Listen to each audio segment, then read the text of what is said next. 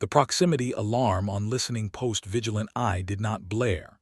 It whispered, a soft, insistent chime that made Sensor Officer Tivash lift her head from the routine drift report with mild irritation. She was a Rilith, her four-jointed fingers drifting across the haptic display to silence what she assumed was another comet fragment on a long parabolic arc. Then she saw the velocity reading. Her secondary hearts kicked in before her brain could process the numbers. 0.74 light speed, a solid object, not a particle stream, not a gravitic ghost. Something massive, something decelerating with a force that should have turned any known alloy into a thin smear of excited plasma. Tivash tapped the alert relay. Station command, sensor anomaly. Contact bearing 179 Mark IV incoming at relativistic speed. Signature adjusting now. The words barely left her throat sac before the main analysis engine painted the image onto the central tank. A ship. Long, narrow, built like a spearhead wrapped in armor plating that looked beaten, not forged. The silhouette was unmistakable. Human.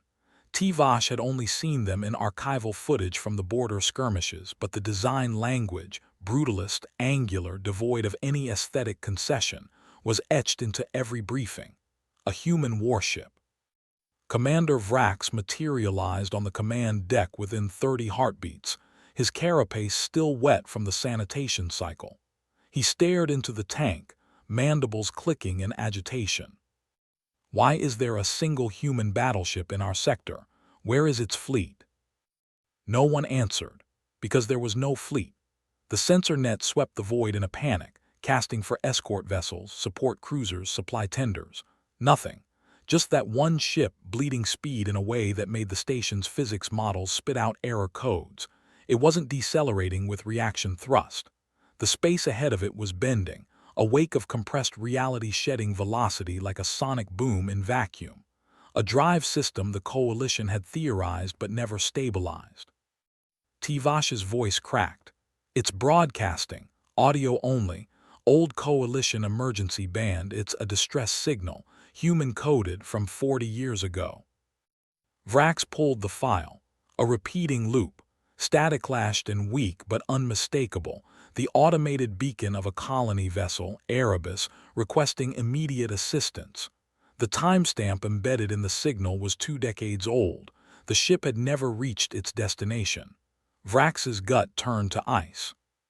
The battleship's trajectory painted a perfect line through the system's outer defense grid straight to Tarsai's IV, a jewel of a planet with 17 million civilians and a meticulously maintained neutral status.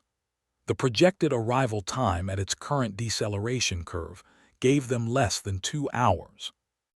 Sound red alert, Vrax said, his voice flat. All channels, planetary defense, diplomatic corps, the whole nest, and get me high command.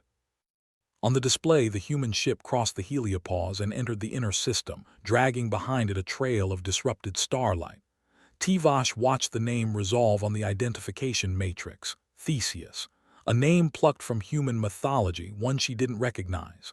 What she did recognize was the absence of weapon locks. The ship wasn't targeting anything. It was just coming. Fast, silent save for a dead colony's cry for help, and it wasn't going to stop. The Coalition High Command chamber on Tarsai's IV filled with the scent of agitated pheromones and the low thrum of emergency ventilation.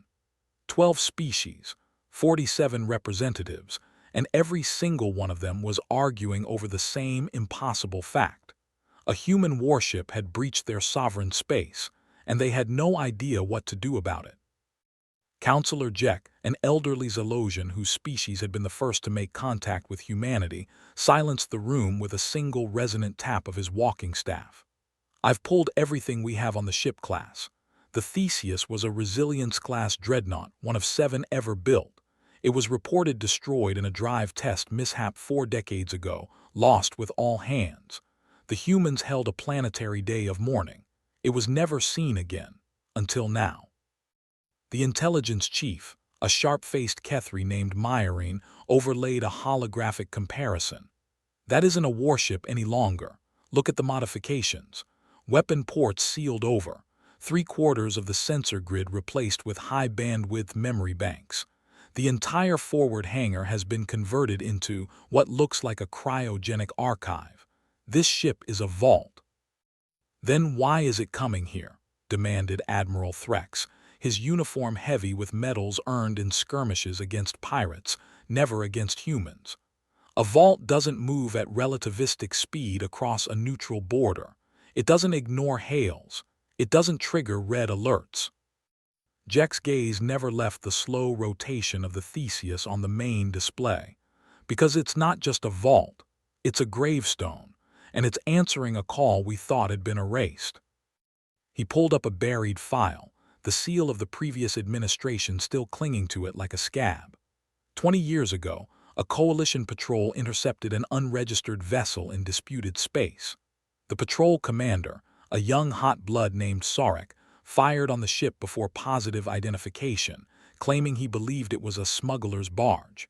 The vessel was the Erebus, a civilian colony transport carrying over 2,000 settlers toward a new world. There were no survivors. The incident was classified, the wreckage towed into a star, and Sarek was quietly retired with honors to avoid a diplomatic catastrophe. The coalition had never told humanity the truth. A single tight beam transmission suddenly punched through the noise on the emergency band. Not the looping distress signal anymore. A new audio file, clean and clear. An elderly human female's voice, speaking coalition standard with a gentle, terrible calm. "My name is Dr. Ilara Voss. I was the chief hydrologist of the Erebus. 20 years ago, I was outside the ship on a survey pod when your patrol killed my husband, my daughter, and everyone I loved. I have not come to demand justice, nor to threaten.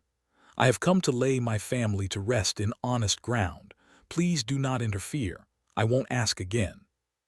The Theseus slipped past the outer defense platforms before they could power up. Not a single weapon locked on. The platforms simply went dark, their systems cycling into safe mode as if an invisible hand had gently pushed their power cores into dormancy. Threx screamed for fighters. Jek closed his eyes, feeling the weight of a crime his people had buried, now risen and walking straight toward their capital. The human battleship wasn't just approaching fast. It was already there. The hangar bay of the Theseus gaped open, and from its converted maw drifted a single shuttle, no larger than a personal transport. It peeled away from the dreadnought's scarred flank and began a controlled descent toward Tarsi's IV's primary spaceport. Admiral Threx's scrambled fighter wing, 6 interceptors launched from the planetary garrison, roared to intercept, their weapons hot, their comms barking demands for the shuttle to reverse course. The shuttle didn't slow. It didn't arm weapons. It just continued its gentle fall, as if the screaming fighters were no more than irritated insects. Aboard the Theseus, the ship's central intelligence, a consciousness woven from a human mind, assessed the approaching threat in a microsecond. It calculated 37 possible deterrents. It selected the most compassionate option. A wave of modulated gravitons rippled out from the battleship's forward emitters, washing over the 6 interceptors like a tide of invisible syrup. Their engines stuttered. Their weapon capacitors drained to zero. Their control surfaces locked in place, holding the small craft in a gentle but absolute paralysis. The pilots could breathe, could speak, could scream, but they could not move a single thruster. They hung in the sky, perfectly safe, utterly helpless. Down in the council chamber, Myrene watched the sensor feed with a cold knot forming in her thorax. That's not a military maneuver. That's a parent picking up a child who's about to touch a hot stove. They're not even cycling their point defense grids. They're just saying no. Jek turned to Threx, whose facial plates had flushed a deep, angry crimson.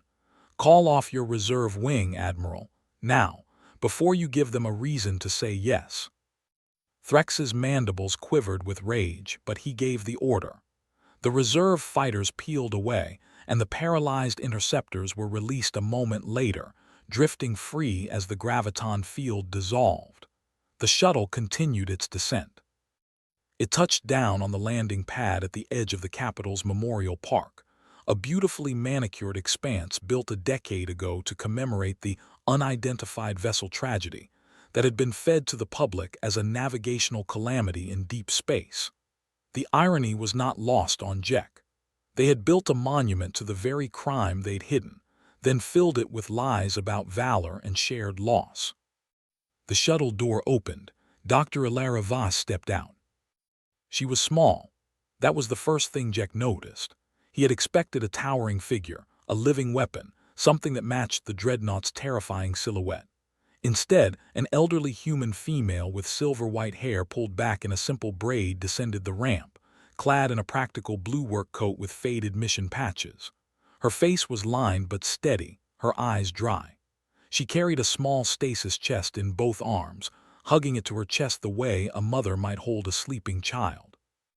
A phalanx of security officers raised their weapons. Jack waved them down with a frantic slice of his arm.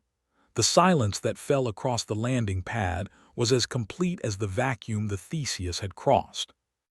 Ilara walked straight past the trembling guards, past the arrayed diplomats, past the news drones capturing the moment for billions of coalition citizens. She walked to the monument, a tall spire of polished alloy, and gently set the stasis chest at its base. Then she looked up at the delegation, her voice carrying with a clarity that required no amplification. Inside this box is a sample of Earth soil, sterilized and nutrient-sealed. It contains a digital memorial lace woven from the engram recordings of all 2,841 souls who died on the Erebus, and it contains a single seed, a flowering plant called a night harmony. On Earth, it only blooms when it senses the specific chemical signature of human grief. I've come to ask permission to plant it here, in the ground where you built this fiction of mourning. I want my daughter to have a garden, that is all. The request hung in the air, simple and devastating. Then the ground shook as a hidden defense battery, activated by Admiral Threx from a remote override, launched a swarm of surface-to-orbit missiles straight at the Theseus. The missiles streaked upward, a dozen contrails clawing at the sky. Every eye on the landing pad followed them, even as Threx barked into his communicator that the action was unsanctioned, that he was securing the planet against an unregistered combat vessel. Ilara didn't look up. She kept her gaze on the stasis chest, her thumb tracing a worn groove in its casing. High above, the Theseus registered the incoming projectiles. Its point defense net was never designed to fire back. The weapon ports were sealed, packed with memory coral and the preserved neural patterns of the dead. But the ship was not defenseless. A grid of localized gravity shears bloomed around the dreadnought's hull, each one precisely the size of a clenched fist. The missiles hit those pockets and stopped dead, their propulsion cores crushed into dense marbles of inert metal, their warheads rendered chemically incapable of detonation.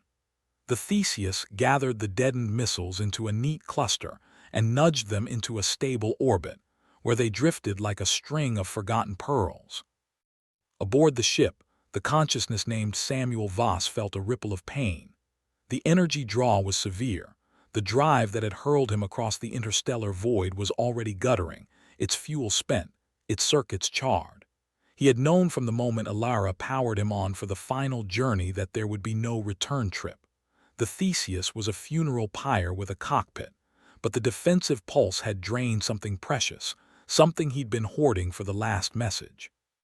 His thoughts fractured slightly. A stutter in the simulation of a man who had once held his daughter above a tide pool on a planet that no longer existed.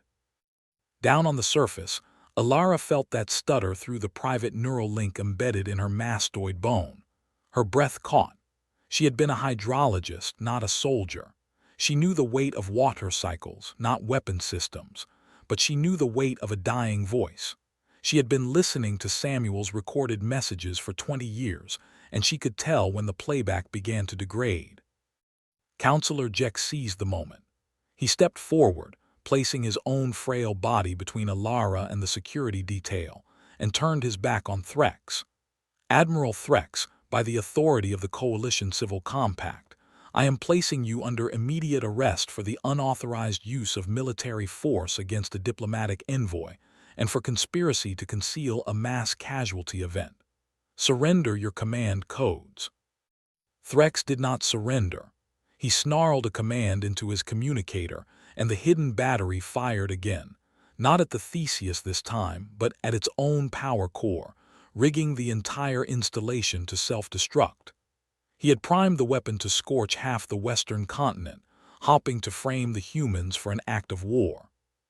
The countdown appeared on every municipal screen, 12 minutes until critical overload. Panic erupted in the streets. Alara finally looked up from the stasis chest. Her eyes found Jek. "Can you disarm it?" Jek's answer was swallowed by a new voice, booming across every frequency, every speaker, every neural channel in range. Samuel's voice, amplified by the Theseus's broadcast array, gentle and frayed at the edges. "I can contain the explosion, but it will cost me. Alara, it's all right. I've already said goodbye. Let me do this."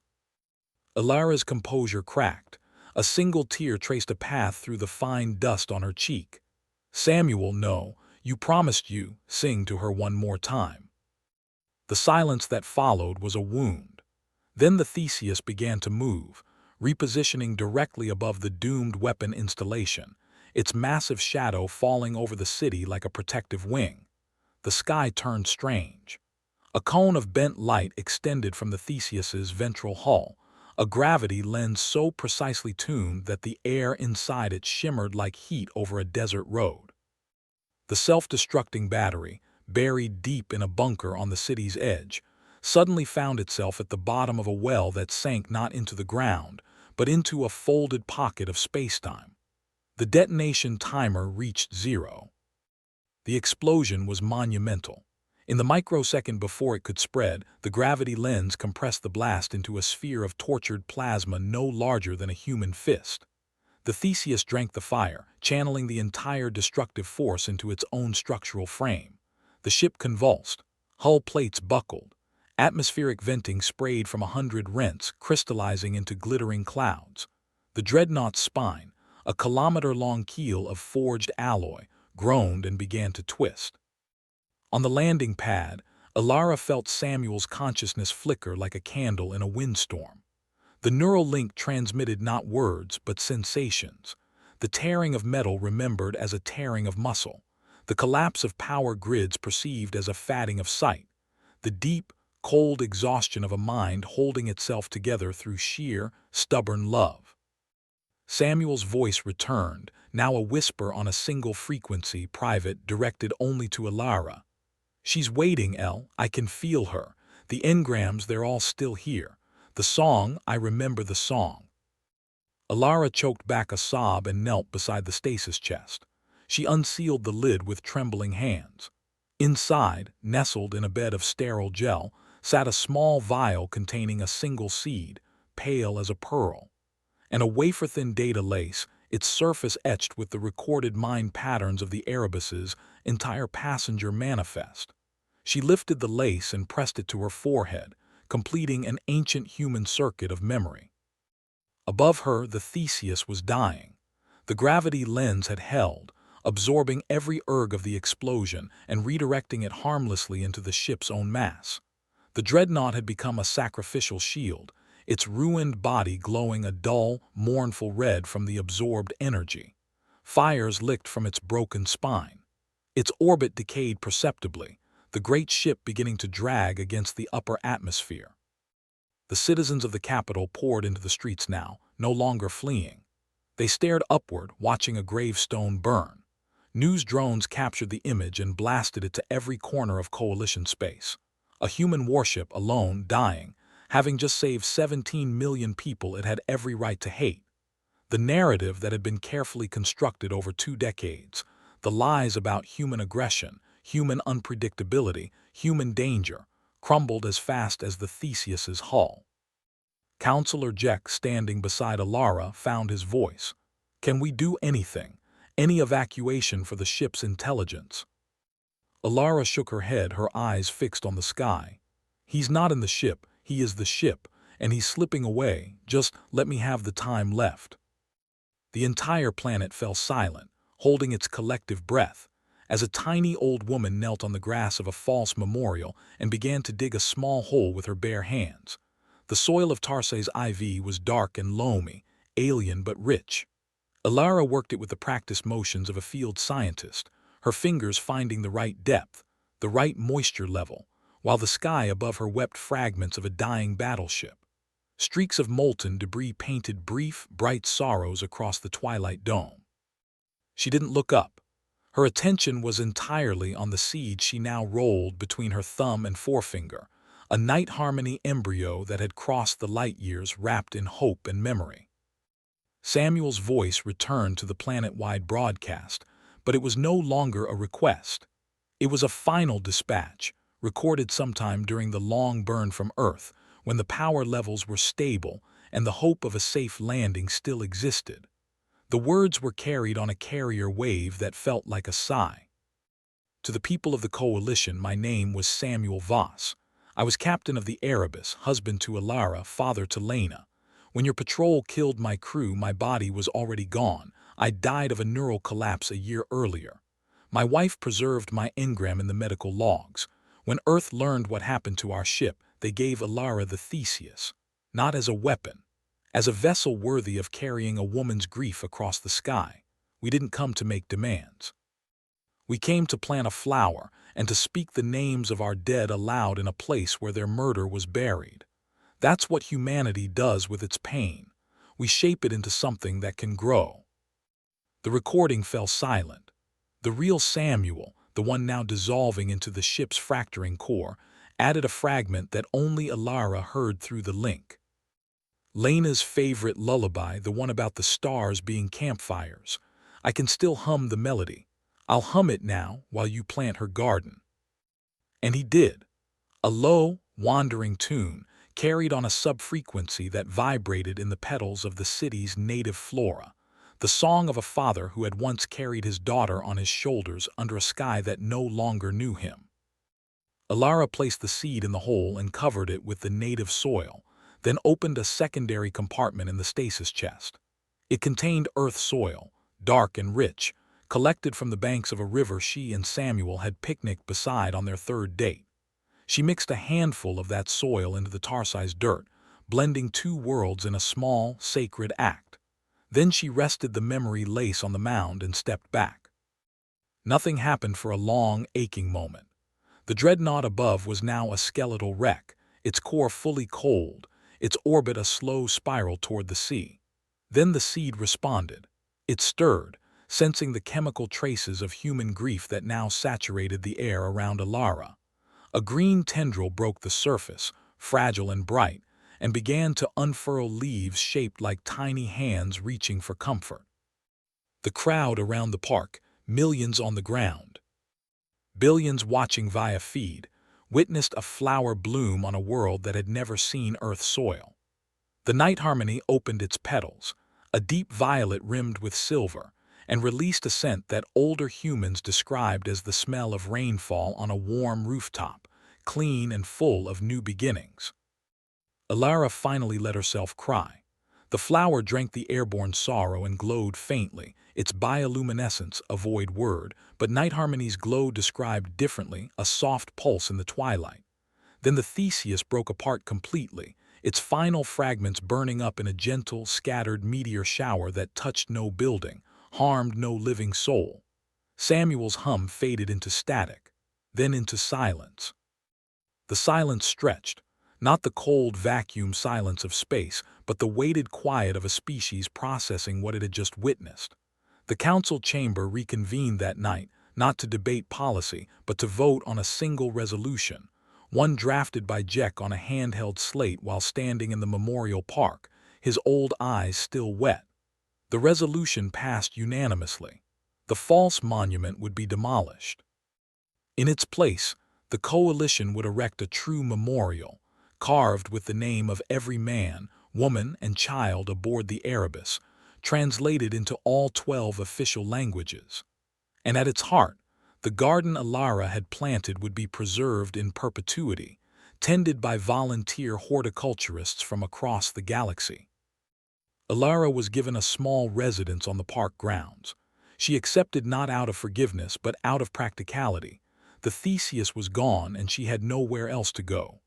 Every morning she walked to the flower and spoke to it, telling Lena about the color of the sky, the taste of Tarsian bread, the strange birds that sang at dusk. The flower seemed to listen. After a few weeks, it produced a single seed pod, which Alara harvested and sent back to Earth on the first available diplomatic courier, accompanied by a simple letter. She's still blooming. Admiral Threx faced a military tribunal and was sentenced to permanent exile on a remote asteroid, his command code stripped, his name scrubbed from all official records. The truth about the Erebus massacre was declassified and released to the public. Riots nearly toppled 3-member governments before the diplomatic corps managed to channel the outrage into reform packages. The coalition's relationship with humanity shifted fundamentally. What had once been cold distrust became a complex, uneasy respect. Human representatives were invited to the council for the first time, and they arrived not with demands for reparation, but with architectural plans for public grief memorials on worlds that had suffered similar hidden tragedies.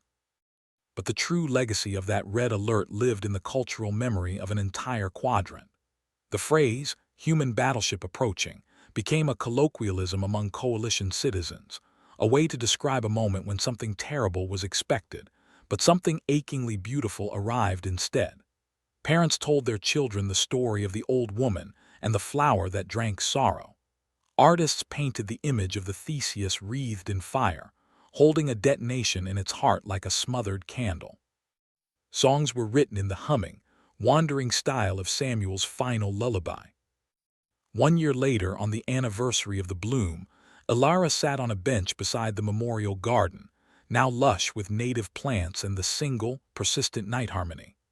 A young Zalosian girl, no older than Lena had been, approached hesitantly and offered Alara a drawing, a stick-figure human holding a flower and a ship in the sky that looked like a shield. Alara accepted it, and for the first time since the Erebus's light had vanished from her scanner screen, she smiled without grief catching in her throat. High above, a new coalition science vessel passed into orbit, its crew pausing their work to look down at the glowing city and the tiny speck of green at its heart. The red alert was long over. The danger had never been the ship. The danger had been what the galaxy forgot, and what one human had crossed the stars to remember. And in the soil of an alien world, a flower born of earth and sorrow continued to bloom, its petals opening each dusk to greet the campfire stars.